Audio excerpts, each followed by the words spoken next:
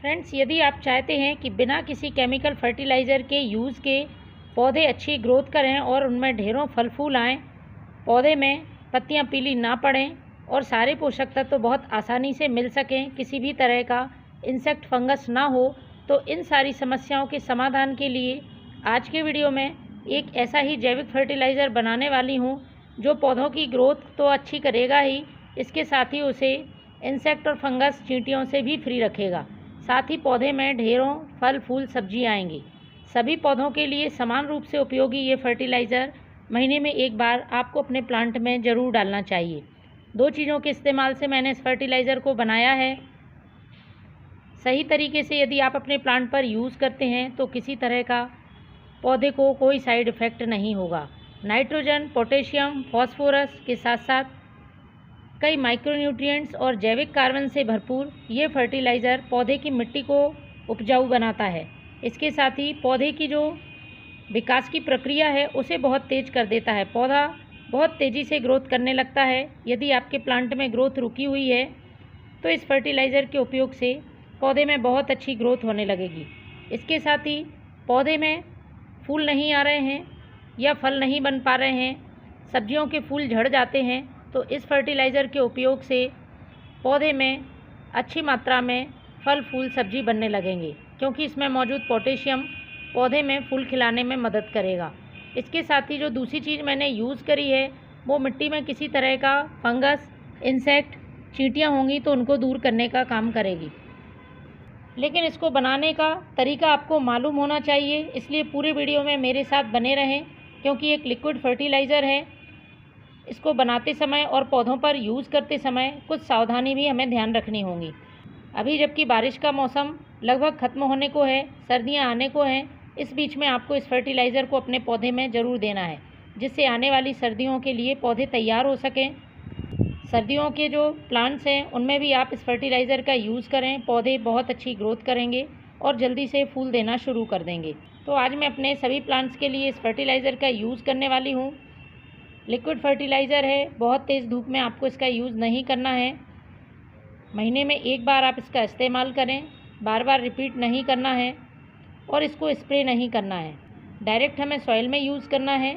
जब भी आप इस फर्टिलाइज़र का यूज़ कर रहे हैं, मिट्टी को अच्छी तरह से ड्राई होना चाहिए। गीली मिट्टी में आपको इसका यूज़ नहीं करना है। फर्मेंटेशन प्रोसेस से मैं ये फर्टिलाइज़र तैयार करने वाली हूँ, इसलिए पूरी तरह से फर्मेंट होने के बाद ही आपको अपने प्लांट पर इसका यूज़ करना है। कच्चा फर्टिलाइज़र आपको अपने पौधे में नहीं डालना है, वरना पौधे के लिए इसके नुकसान हो सकते हैं। तो सबसे पहले मैं यूज़ कर रही हूँ ये सरसों की खली। आपको एक जार ले लेना है।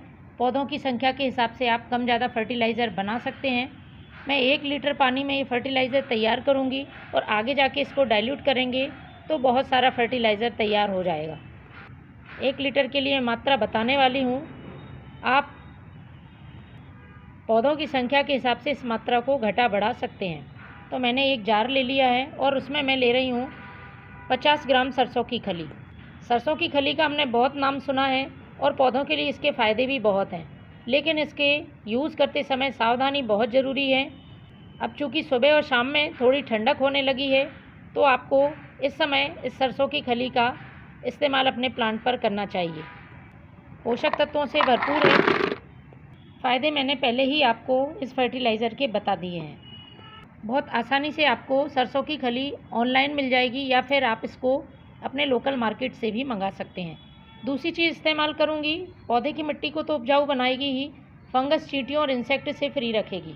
तो ये है नीम की खली। महीने में एक बार सभी पौधों की मिट्टी में आपको नीम की खली का यूज़ ज़रूर करना चाहिए। कुछ इंसेक्ट ऐसे होते हैं जो जड़ों में पौधों को नुकसान पहुंचाते हैं और हमें दिखाई नहीं देते हैं, तो नीम की खली के उपयोग से मिट्टी के अंदर जो भी इंसेक्ट, फंगस होंगे वो ख़त्म हो जाएंगे। यदि आपका प्लांट अच्छी देखरेख और सभी फर्टिलाइज़र देने के बाद भी अचानक से सूखता जा रहा है या उसने फूल देना बंद कर दिया है, तो इसका मतलब मिट्टी में किसी तरह का इंसेक्ट या फंगस है। तो इस फर्टिलाइज़र को डालने से ये इंसेक्ट और फंगस दूर होगा।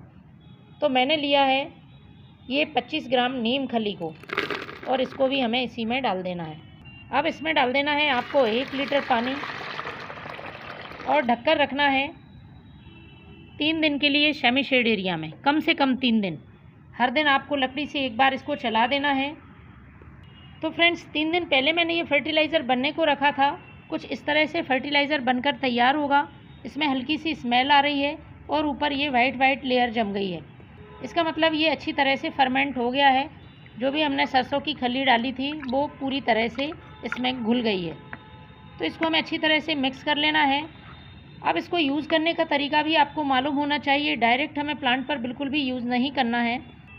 तो फ्रेंड्स एक बाल्टी में मैंने पानी ले लिया है।